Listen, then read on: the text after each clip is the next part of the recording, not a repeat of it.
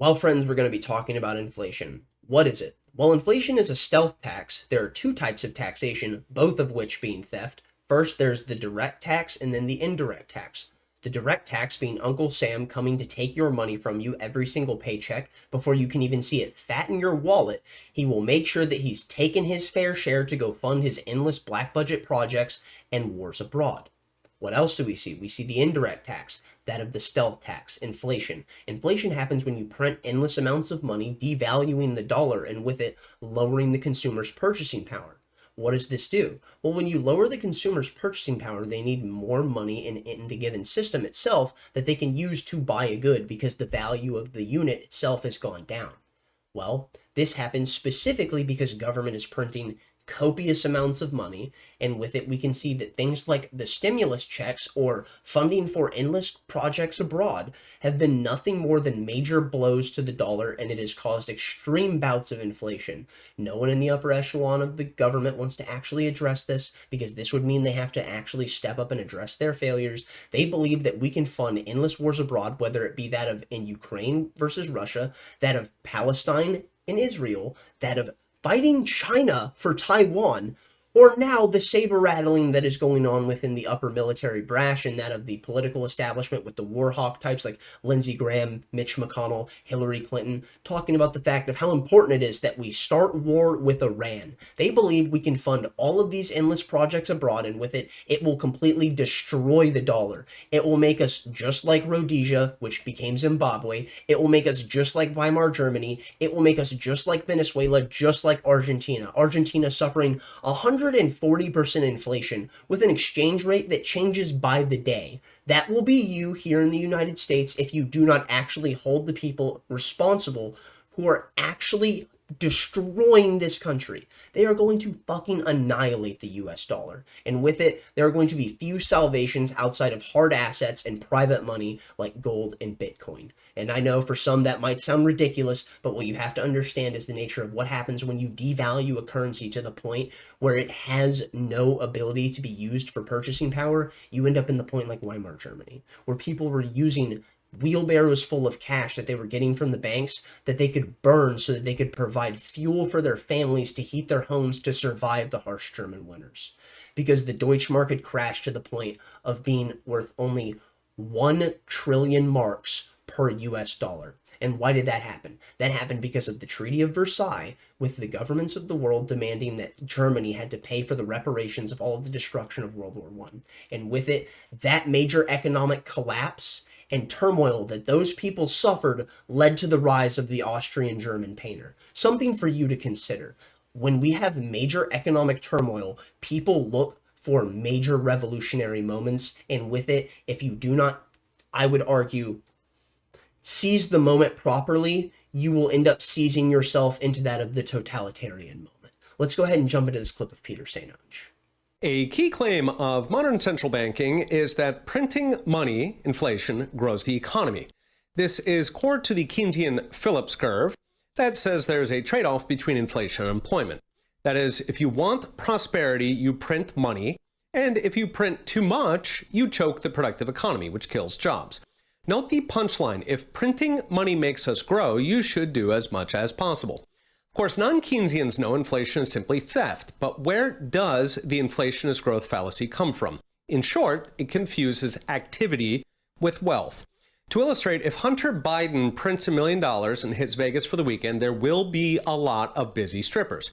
It's fantastic for Vegas, a tissue fire of economic growth, an extra million in GDP in however long Hunter's high lasts.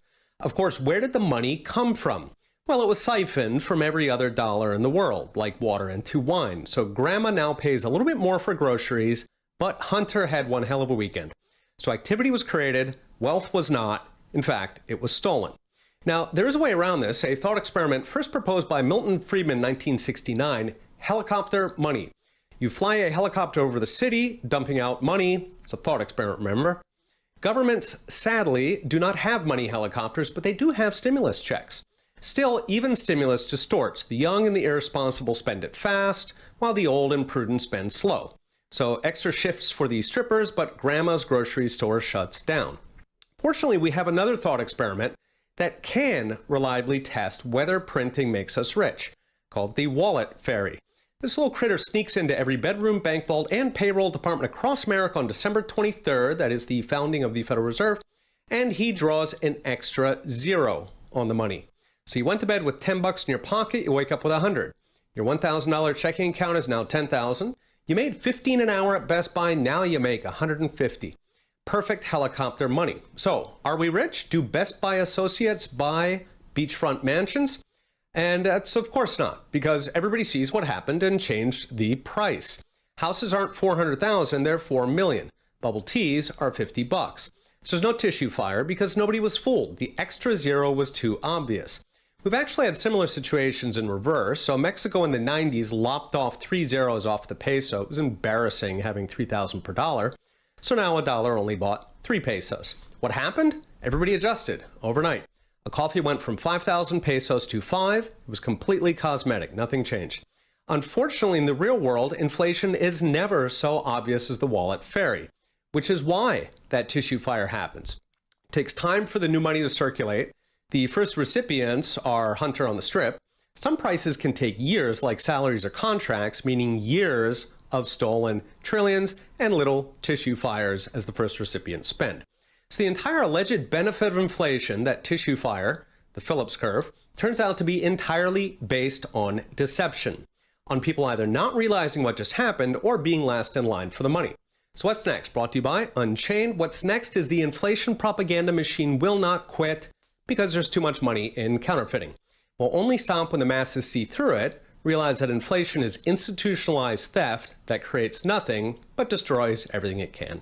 Okay, we'll be watching. See you next time. A story in 4 parts from CNBC, July 23rd, 2020. Here's why economists don't expect trillions of dollars in economic stimulus to create inflation.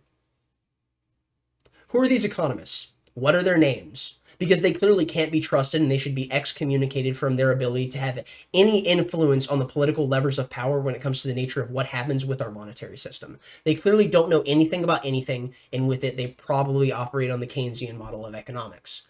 Well, who are they? Because I would like to know, because it's about time that we in the United States started to hold our figurative generals accountable. What do we see here? Inflation explained, why prices keep going up and who's to blame. November 13th, 2021. Well, inflation's not complicated. It's actually rather simple. And here's why prices keep going up and here's who to blame. The prices are going up because they interjected so much money into the economy. And the reason that you would blame the federal government is because they were responsible for it. Okay. Now that we understand that, we can go on to who's to blame for inflation. It's complicated. Well, it's actually not complicated. You blame the federal government, and what happens is you actually have more money chasing these specific goods because of inflation, because the dollar is worth less. And this is what leads to the mindset that so many people that don't understand anything about money will call price gouging. They'll say, well, look at these corporations making record profits. Well, yeah, they are making record profits, but it's because the dollar is worth less. So there's more dollars chasing the goods that they're selling, and they had to raise the price of the goods that they're selling specifically because the dollar they were getting is actually worth less, which means they have to charge more to make the same amount of money back when it comes to the nature of actually equaling out to where they were before, so they're not operating at a deficit. That is how inflation works, and that is why so many people consider price gouging to be such a big deal. And it's realistically just because they don't understand anything about it. In an actual free market, if you had price gouging, what would happen is someone would be extorting their consumer and raising their prices arbitrarily. And with it, what would happen is someone would undercut them, charge the consumer either less than what the person is charging them, just barely under it, so that they could make sure that they're the person who's stealing all of their value, or they'll just charge what the person was charging initially. All they have to do is be under the threshold of what the person who raised their price is, and they will be able to compete in the market. Even if their product is actually of less value when it comes to the nature of, let's say, the quality of its construction, they will still be able to compete due to the nature of the price point. Nonetheless, we go on to the final story, and the final story that we have here, it's fucking infuriating. What do we have? From The Atlantic, inflation is actually your fault. If people are so mad about high prices, why do they keep buying so many expensive things? That's right. You, the person who can't pay for your food for your children, the person who's suffering, you're looking at the gas pump going up and realizing how much you don't have to spend on your kid's dance recital, that you don't have to spend on your kid's equipment for sports, that you don't have the ability to pay for them to get those music lessons that they really want. Well, apparently that's just your fucking fault. The journalist class is an unscrupulous, despicable breed of human beings, and with it, Michael Malice was right when he called them nothing more than tobacco peddlers, because these people will gladly sell you poison. It doesn't matter how sick it makes you, because the fact is, if you're actually convincing someone that it's their fault that they can't afford to pay for their children's food, then what you're doing is selling them poison, because if you can really convince them of that, you've poisoned their soul. And fuck you for being such a worthless piece of shit willing to actually use this kind of rhetoric on people who are suffering because of the standards that people like you were willing to push when you said, well, realistically, all of this money into the economy wouldn't actually create things like inflation. I'm going to go ahead and call it there. Thank you for watching if you got this far. Thumbs up if you liked it, thumbs down if you didn't. Tell me where I'm wrong in the comment section down below. If you can give me anything to read about economics that can bolster your understanding of why you think I'm wrong and why you're right about this, I will gladly go through it. But nonetheless, you actually have to provide it. Like I said, thumbs up if you liked it, thumbs down if you didn't. Tell someone you love them. Stay lovely, stay great. Peace out.